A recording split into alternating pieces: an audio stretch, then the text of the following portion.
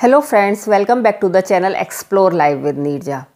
देखिए फ्रेंड्स, आज हम बात करने जा रहे हैं अपनी लाइफ के एक ऐसे फेज़ के बारे में जबकि हम शादी करके घर गृहस्थी बसाकर माता पिता बन जाते हैं और अपने घर परिवार की जिम्मेदारियों में व्यस्त हो जाते हैं। तो जीवन में तरह तरह की जिम्मेदारियां पूरे करते हुए, बहुत सारे अप्स एंड डाउन्स को फेस करते हुए हम जिंदगी के सफ़र में बहुत ही लॉस्ट फील करने लगते हैं। लगता है जैसे कि हम जीवन को जी नहीं रहे हैं, बस काट रहे हैं या ढो रहे हैं।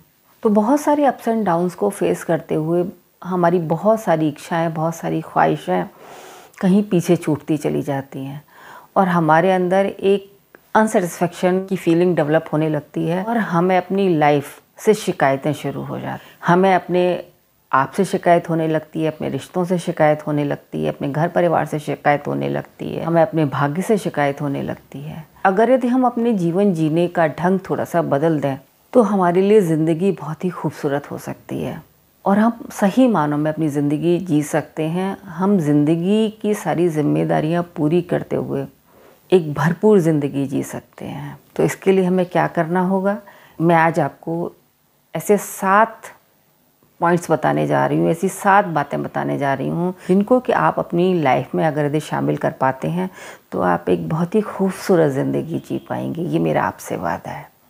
तो चलिए शुरू करते हैं।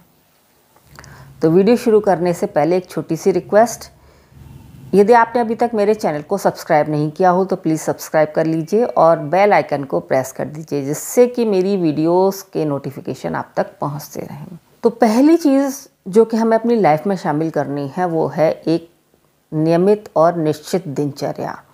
लाइफ में डिसिप्लिन बहुत ज़्यादा ज़रूरी है और लाइफ को डिसिप्लिन में रखने के लिए ये बहुत ज़रूरी है कि हमारे सोने का, उठने का एक निश्चित टाइम हो। हमें पता हो कि हमें किस समय सोना है, किस समय जागना है, किस समय हमें एक्सरसाइज करनी है, किस समय मेडिटेशन करना है, किस समय हमें अपने परिवार की जिम्मेदारियां निभानी है, किस समय हमें सामाजिक गतिविधियों में भाग लेना है। यानी कि हमारे हर दिन का एक निश्चित प्लान होना चाहिए कि हम अपने दिन का ये समय इस अमुक काम के लिए डिवोट करेंगे। और ऐसे में जबकि हम एक नियमित दिनचर्या नहीं जीते हैं, जो बहुत ज़रूरी काम होते हैं, जो जिनके के बिना जीवित नहीं रहा जा सकता है, सिर्फ उन्हीं को करके हमारा समय व्यतीत हो जाता है और बहुत सारे हमारे काम हम कर ही नहीं पाते हैं। तो उससे हमारे मन में एक अनसेटिस्फेक्शन, एक असंतुष्टि का भाव जन्म लेता है। हमें लगता है कि हम तो लाइफ जी ही नहीं रहे हैं, बस काट रहे हैं किसी तरीके से, क्योंकि हमारे पास लाइफ में किसी चीज़ के लिए वक्त ही नहीं है। तो अपनी लाइफ में एक निश्चित और नियमित दिनचर्या जरूर बनाएं और उसको स्ट्रिक्टली फॉलो करें। तो जब आप एक निश्चित और नियमित दिनचर्या बनाकर पर डे का गोल डिसाइड करेंगे कि आज के दिन में मुझे ये करना है और अमुक समय पर करना है, तो इस तरीके से आप देखेंगे कि आप हर काम के लिए वक्त निकाल पाएंगे। और जब हर काम के लिए आप वक्त निकाल पाएंगे तो आपके अंदर एक संतुष्टि का भाव आएगा और आपको अपनी लाइफ सुंदर और फुलफिलिंग लगेगी। दूसरा काम आपको क्या करना है कि हमेशा खुद को डेवलप करने की तरफ ध्यान दें। होता क्या है कि एक एज के बाद हम लोग जो है जिस तरीके के हैं ये मानकर चलते हैं कि अब तो लाइफ में बस ज़्यादा कुछ है नहीं, हम तो जो है जैसे हैं वैसे ही रहेंगे, इसी तरीके से ज़िंदगी चलेगी। जब हम इस भाव के साथ अपनी ज़िंदगी बिताते हैं तो हमें लाइफ एक बोझ की तरह लगती है। हमारी लाइफ में खुशियों के लिए जगह ही नहीं रह जाती। तो हमेशा खुद की ग्रोथ करने पर ध्यान दें, कुछ ना कुछ अपने अंदर डेवलप करते रहें, नई नई क्वालिटीज़ डेवलप करते रहें, नई नई स्किल्स सीखते रहें। जितनी ज़्यादा स्किल्स आप सीखेंगे तो आपकी लाइफ आपके लिए उतनी ही ईजी होती चली जाएगी। दूसरे, आपकी पर्सनैलिटी भी डेवलप होगी जिससे कि आप अच्छा फील करेंगे और उससे आपको अपनी लाइफ बहुत ही खूबसूरत लगने लगेगी। हर चीज़ का कोई ना कोई ऑल्टरनेटिव ज़रूर सोचें। सपोज़ करिए कि आप अपनी लाइफ में कुछ बनना चाहते थे, किसी कारणवश कुछ नहीं बन पाए या कुछ करना चाहते थे, नहीं कर पाए, तो बजाय इसके कि आप सिर्फ रिग्रेट करते रहें और रिग्रेट कर कर कर अपने अंदर असंतोष का भाव पैदा करें और नेगेटिव हो जाएं, उसकी जगह बेहतर है कि आप उसका ऑल्टरनेटिव सोचें। सपोज करिए कि आप कभी टीचर बनना चाहते थे और नहीं बन पाए या हायर एजुकेशन नहीं ले पाए, और आज भी आपके मन में कहीं एक कसक है कि आपकी वो इच्छा पूरी नहीं हुई, तो उस रिग्रेट के साथ मत जिए।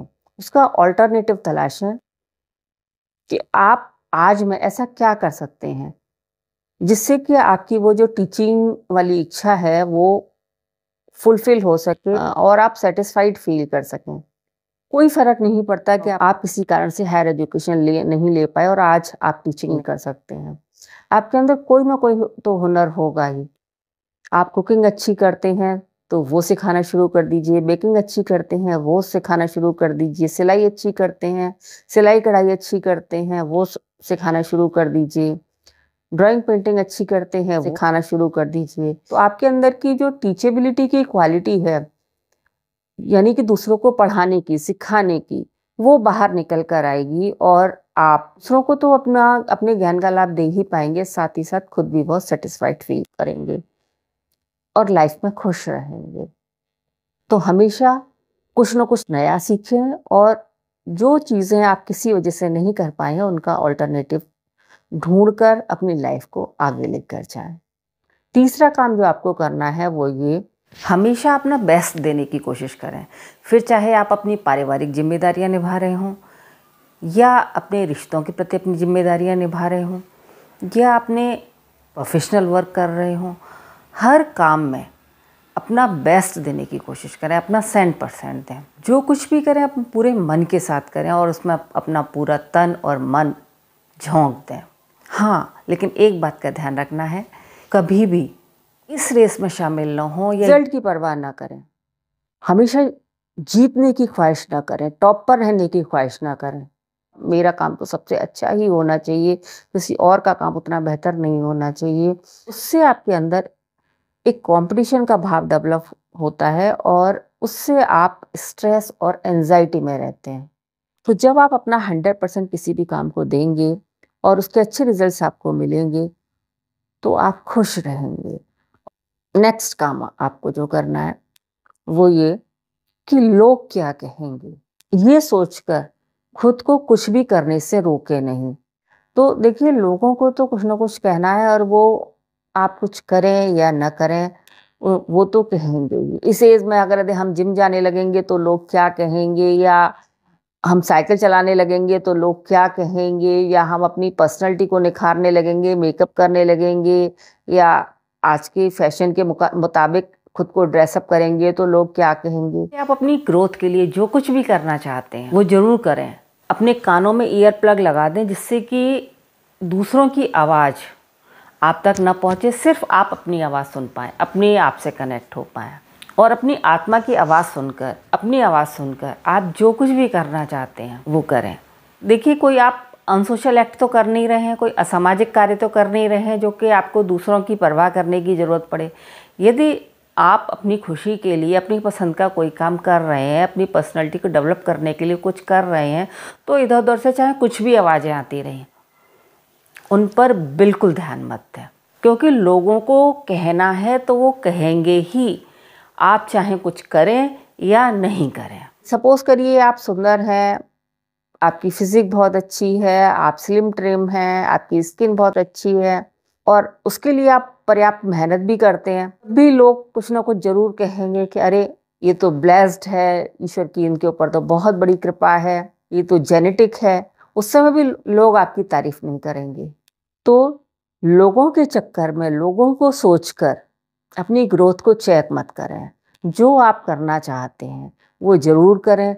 नेक्स्ट काम जो आपको करना है वो ये, अपनी हॉबीज़, अपनी इच्छाएं जरूर पूरी करें। जब आप अपनी इच्छाओं को और अपनी हॉबीज़ को वक्त देते हैं ना, तो लाइफ में कुछ नया करते हैं, और जब कुछ नया करते हैं तो लाइफ आपके लिए बोरिंग नहीं होती है। क्योंकि जब आप एक ही ढर्रे पर चलते रहते हैं तो क्या होता है कि लाइफ में एक उदासीनता, एक बोरियत सी भर जाती है। वही रूटीन, वही रोज का एक जैसा रूटीन, वही सारे काम करते करते इंसान बोर होने लगता है। तो ऐसे में अपनी हॉबीज़ के लिए ज़रूर वक्त निकालें, जिससे कि आपके अंदर एक सेंस ऑफ अचीवमेंट आएगा। और अपनी इच्छाओं को भी न मारें। कई बार क्या होता है कि हम दूसरे की इच्छाओं का ध्यान रखते रखते कि अपनी इच्छाओं को दबाते चले जाते हैं, और ये दबी हुई इच्छाएं हमारे अंदर एक अनसेटिस्फैक्शन डेवलप करती हैं। और देखिए, एक असंतुष्ट व्यक्ति कभी भी दूसरों को खुशी और प्यार नहीं दे पाता है, कोशिश करने के बाद भी।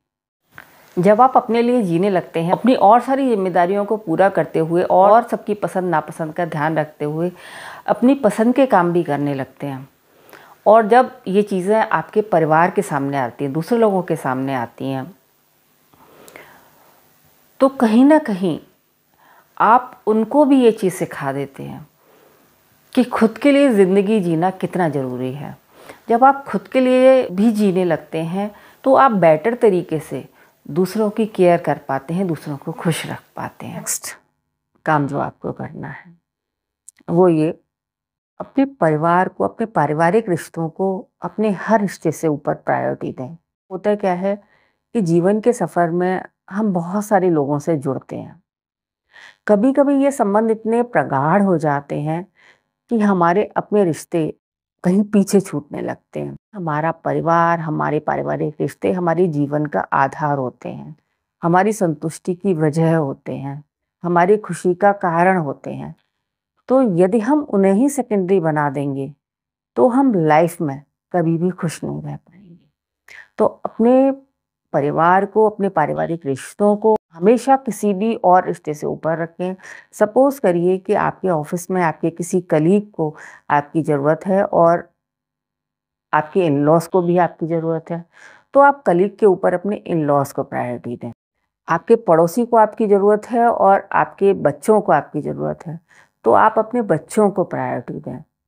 क्योंकि जब आपकी फैमिली में सेटिस्फेक्शन होगा, आपके रिश्ते स्ट्रॉन्ग होंगे, तो आप भी खुश रहेंगे। हमारे रिश्ते ही हमारी स्ट्रेंथ होते हैं, यही हमारी ज़िंदगी में खुशी का कारण होते हैं।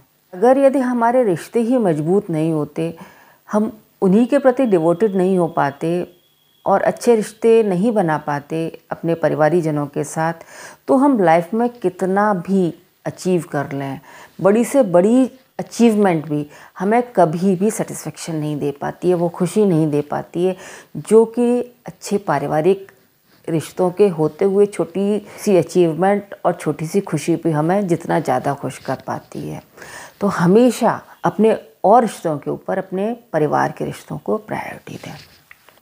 और नेक्स्ट काम जो आपको करना है, जीवन आपको जो कुछ भी दे रहा है, जीवन में जो कुछ भी आ रहा है, उसे सहजता से लें, स्वीकार भाव से लें, और हर चीज़ के लिए प्रतिदिन उस परम पिता परमेश्वर का धन्यवाद जरूर करें कि हे परम पिता, आपने इतना सब कुछ मुझे दिया, इतना खूबसूरत जीवन दिया है, इतनी सारी खुशियाँ दी हैं, उसके लिए तुम्हारा लाख लाख धन्यवाद है।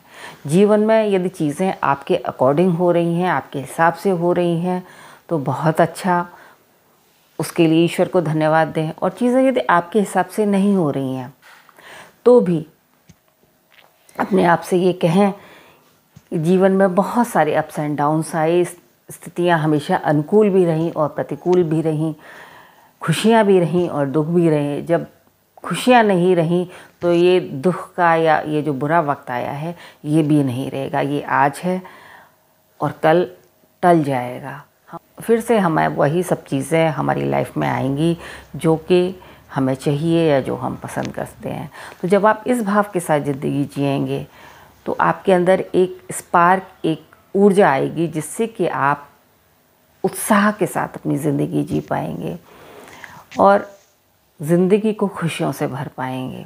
तो जब आपके अंदर एक स्वीकार्य भाव आएगा, ईश्वर को धन्यवाद का भाव आएगा कि ईश्वर जो कुछ दे रहा है उसको आप खुले दिल से, खुली बाहों के साथ स्वीकार करें, तो आपकी लाइफ खुशियों से भर जाएगी। और जो चीज़ें आपकी लाइफ में नहीं हैं या आपके अकॉर्डिंग नहीं हो रही हैं, वो चीज़ आपको परेशान नहीं करेंगी और उनको लेकर आप दुखी नहीं रहेंगे। तो ये कुछ चीज़ें थी, ये कुछ बातें थी जिनको कि आप अपनी लाइफ में अगर यदि अपना पाते हैं तो आपकी लाइफ बहुत ही खूबसूरत, बहुत ही खुशियों भरी, बहुत ही फुलफिलिंग होगी और आप सही मानों में अपनी ज़िंदगी जी रहे होंगे, ज़िंदगी काट नहीं रहे होंगे। तो आज के लिए बस इतना ही।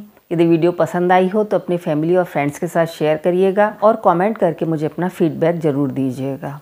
तो फिर मिलते हैं एक नई वीडियो में एक नए टॉपिक के साथ। तब तक के लिए bye bye, take care, thank you.